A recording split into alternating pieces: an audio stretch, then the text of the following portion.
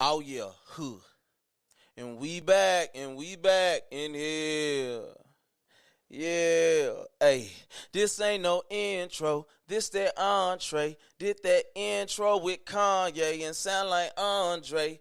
Trying to turn my baby mama to my fiance.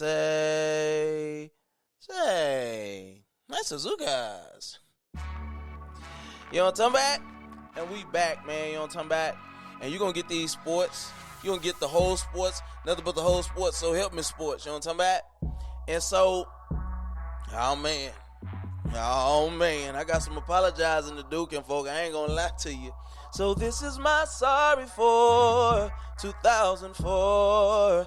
And I ain't going to mess up no more this year. You know what I'm talking about?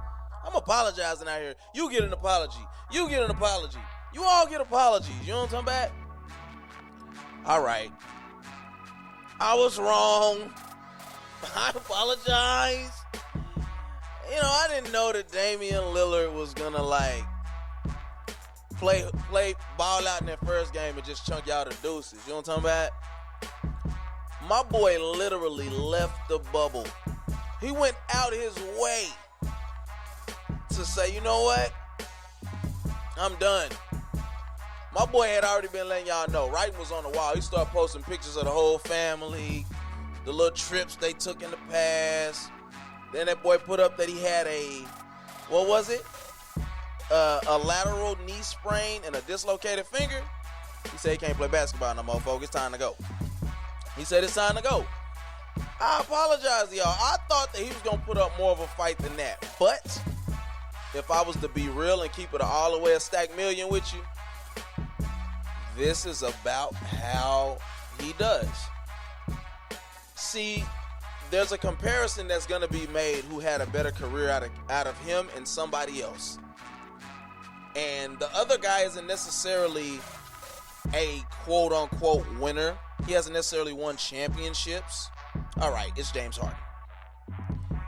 Next week, I'm going to do a comparison of who's had a better career. Is it James Harden or is it Damian Lillard? I'm not going to let the cat out of the bag what I really think, but I'll just say it is very hard to outperform another guy who stays healthy. Even with stats, it's very hard to outperform somebody when you hurt all the time. It's a saying that I got from somebody when we play dominoes. He said, "You hell when you well, but you stay sick all the time, Kenfo." You hard to handle, Kenfo, when we in the thick of it, but I can't get you to stay in the thick of it. So, I don't know, man. Shout out to the Lakers, man, and LeBron and AD, because they definitely elevated the play of themselves. They definitely elevated their game.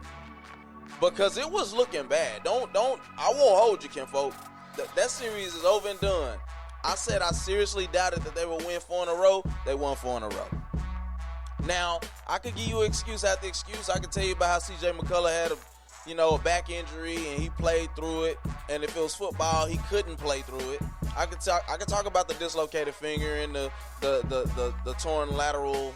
What was it? The lateral knee sprain. But it is what it is.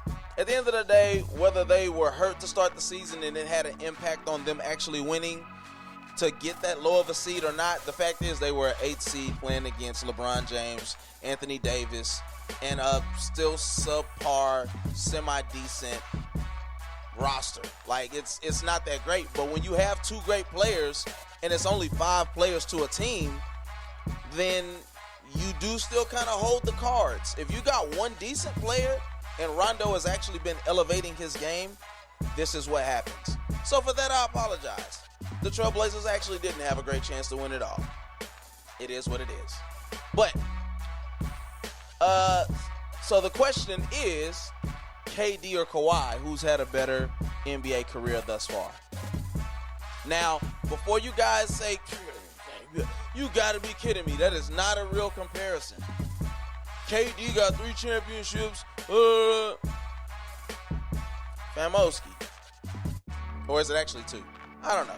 I didn't even look up his stats. And I'm going to be honest. I'm going to tell you why. It's because Kawhi has had a better career. Now, let's just look at it. KD was drafted with the expectation of being a star player. He was drafted number 2. He came into the league with moves, with legit moves where it was like, yo, old buddy can ball. Like he coming out of Texas. He was the National Player of the Year as a freshman. He was expected to be like a can't miss type of player for the Seattle Supersonics before they moved to Oklahoma. But Kawhi, nobody was looking for Kawhi like that, Famoski. Nobody was checking for Kawhi like that. And if you say you were, you're a stone cold lie, folks. You know what I'm talking about? So, I mean, let's just look at it. Kawhi was drafted number 15 out of San Diego State.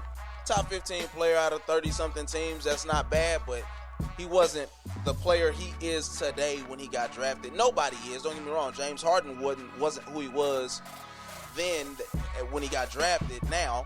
But still, there was a better trajectory for James Harden than it was for Kawhi Leonard. Okay, he gets drafted by the Spurs. Boom, he becomes a Finals MVP. Might I add, LeBron had no answer for this young man. LeBron had zero answers for this young man. Defense was hellacious, to say the least. His defense then was better than his defense now, but LeBron could not do much with this kid. Regardless of what people want to believe, if you're a LeBron lover like that, that's fine. But I'm telling you, the first time that LeBron James and Kawhi Leonard locked up in the NBA Finals, LeBron James could not get off like he normally does. Defense was that potent. Then he goes and becomes a Finals MVP for the Toronto Raptors. That's impressive. That is absolutely impressive. So he's a 2-time champion, 2-time MVP for 2 different teams, and then he led the Clippers to the number 1 seed currently. Now, they ain't looking so hot right now. The Mavericks pushed them to 6 games, but that's pretty impressive. And he never was a part of a quote-unquote super team like KD did to get his first championship. Let's keep that a stack million, okay? Because that's not to be ignored. Also, KD came in the league alongside Russell Westbrook. Now, some people would say he won in spite of him, and you may be right. But they still made it to an NBA Finals early in their career, and then took the champs to 7, being up 3-1. As far as I know, Kawhi ain't never gave up no 3-1 lead. That's just me. Y'all let me know. So, yeah, I get the load management and things like that, but that's the wave of the NBA today. They are very much a load management type of situation. So I can't, if that's your argument, you get no qualms from me. But overall, I think KD is a great player, possibly the best player in the NBA when healthy. But he's not had a better career than Kawhi Leonard. Kawhi Leonard didn't want to leave the Spurs. He didn't trust their staff, which is fair. I can't argue with that. Even if he did kind of overdo it a little bit. But every superstar is leaving their team to go where they want, and they're picking their own shots as far as where they want to go. It's the lay of the land, so those arguments don't suffice. So, y'all let me know what y'all think, but in my honest opinion, I think that Kawhi Leonard has had a better career than KD. He has rose to and far exceeded whatever expectations there were for him. He still played with Tony Parker. He still played with Tim Duncan. He still played with Manu Ginobili. He still played with Bruce Bowen. Let's not act like he didn't have a solid team to play with. And it would have been great if he was just a role player, but he became the MVP. And then as those guys phased out, he continued to elevate his game. Kawhi's that guy, bro. He's that guy. So, y'all don't know. Y'all tell me what y'all think. So moving forward, we have the Dallas Mavericks. Listen, they fought valiantly. And look, man, I apologize. I apologize partly. I've been up here talking about how much I don't like Luka in the clutch, and I don't think he got much heart. And he totally went and redeemed himself. He totally went and redeemed himself. What can I say, man? I mean, he balled. There's no ifs, ands, or buts about it. There's no way around it. I can't cut no corners with you. He balled out. That's all I got for you. What you want from me? I'm just a man. I never said he didn't have a great game, though. I never said he wasn't an offensive savant, because he is. But the defense and the free throws and the clutch shots and overall 3 percentage isn't even that great. And how he tends to, it seemed like late shy away from those moments, made me think that he wasn't a dog. I stand corrected. Luka, my bad, bro. I apologize. You know what I'm talking about? I apologize. I put my head down. Hey, lay prostrate. I apologize, my guy. You that guy. You a dog. Now, to flip it, Porzingas. Might be time to trade you, my guy. Might be time to trade you, man. You don't possess the ability to play unimpaired. If, to say that may or may not be a word. He's always hurt. My guy won't have knees in 2 years. I don't know if that's something that we could hitch our wagon to long term. Now, the funny thing is, before this torn meniscus that happened in game 1, he was balling, yo. Like he had found that same groove that he was finding before we had to shut everything down due to COVID. But I don't know, my guy. I don't like. My problem is that Luka played with a severely sprained ankle. He came back out in game 5 or game 4 and couldn't even play. He had to go back into the tunnel. By the way, why these dudes ain't got wheelchairs or something to help them? They be having them people walking for a long time to get attention. That's weird, yo. But Luka played on a severely sprained ankle in game 5 and led them to a victory without you. Against what a lot of people, including myself, would argue is the best team in basketball. And they looked just fine. Now, we could say maybe the Clippers took it easy. Who knows? But at the same time, fam, like, I don't know. I think that boy, that's what I expected from Luka, is to elevate his game to a point that takes away the excuses. You look at the Jordans, you look at the LeBrons, you look at the winners, the real winners, the Kobes. You take away the excuses and you elevate yourself to God tier when it comes to basketball. That's what he did. And I'm not so sure that we can't get it done moving forward without him. Because the best way to gauge it is to take him out of the equation and see how well we do. So it might be time to turn over the roster to get a third guy to help Luka, or get rid of Porzingas. I'm only feeling Giannis. I said Giannis. I'm only feeling Giannis if he's willing to humble himself. Bro, you're not winning in Milwaukee. Okay? And to all the Milwaukee fans, David, if you check this out, I'm sorry. But nobody's winning in Milwaukee. I don't care if you get Chris Paul. You're not winning in Milwaukee, bro. You have a team that is set up very much like how Dwight Howard used to be set up, where he had nothing but perimeter shooters, and he was the guy on the inside doing work. And the worst part is he's even better than what Dwight was, offensively. Not defensively. Offensively, he's better than what Dwight ever hoped to be. But at the end of the day, a big man who can't shoot consistently and you can take him out of the game late, you are going to lose unless you got Ray Allens on your team. And Covington has showed that he's not going to be able to get it done. So, y'all take with that what y'all must, man. But I just personally feel like, a Giannis or a Bradley Beal, a Victor Oladipo, that's the type of player that we need on this roster for us to be able to really elevate it. A 3-and-D guy, superstar 3-and-D guy like Victor Oladipo or Bradley Beal. Both of those guys are star/superstars, depending on who you believe. Some people may not believe that Victor Oladipo is a superstar, but he's a star to say nonetheless. But Bradley Beal is a superstar.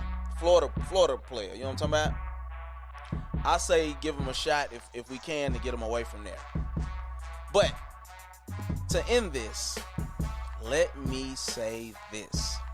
We talking Cowboy talk, baby.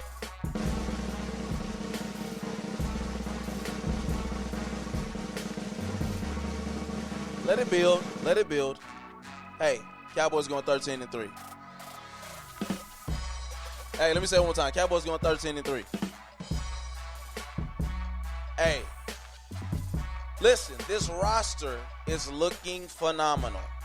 And I am not the hot take guy on Cowboys unless I'm saying they suck. Which should tell you that I really believe that they got something. I really believe that the Cowboys finally are cooking with some fish grease, folks. You know what I'm saying? Like, I really believe it. Listen, and it's because of the defensive line. We got Tristan Hill, which was the second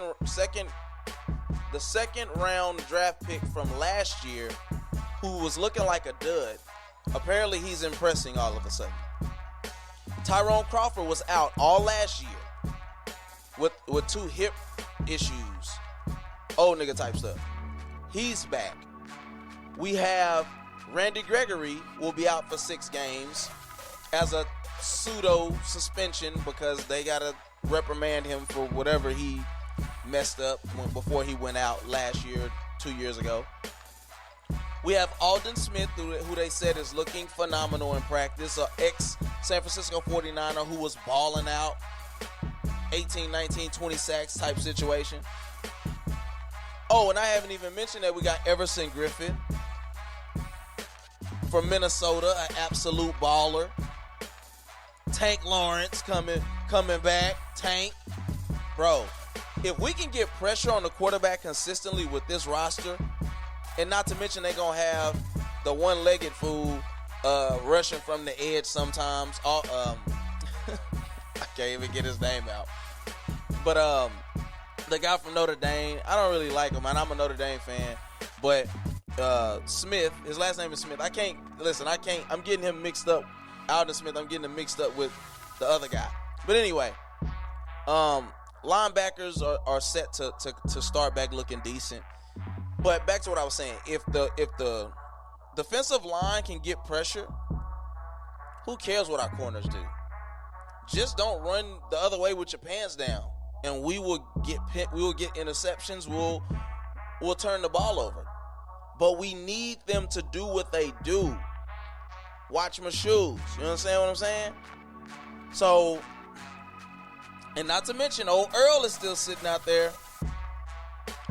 I'm the first to tell you, I don't really care what Earl did. I'm going to be honest with you. Did he slap his mama? If he slapped his mama, okay, I got a problem. Did he beat one of his kids, like literally beat one of his kids like a slave? Because then we got a problem. Did he kill somebody? If he killed somebody, we got a problem. My man ain't went to jail not one time, so guess what? Bring him here.